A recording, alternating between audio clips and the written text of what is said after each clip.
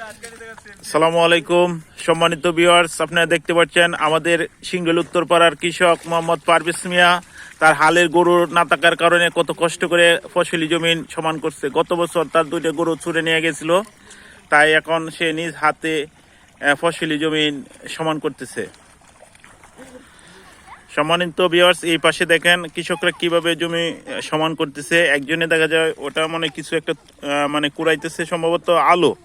উনি আলু জমিতে পানি দিয়ে দিছে, আলু জমিটা নষ্ট হয়ে গেছিল, তো এই জন্য আর কি উনি এখন আলু কুড়াইতেছেন। আমাদের এই গ্রাম বাংলার কৃষক।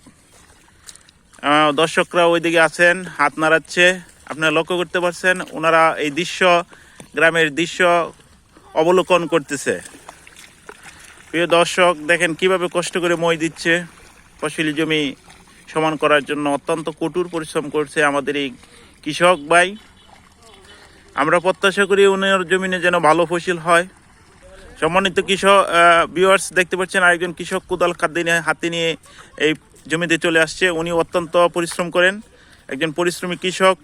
কিন্তু আসলে পরিশ্রম করলে কি হবে, এই বাংলার কৃষক অবহেলিত, বঞ্চিত, সঠিক ফসলের মূল্য পাচ্ছে না।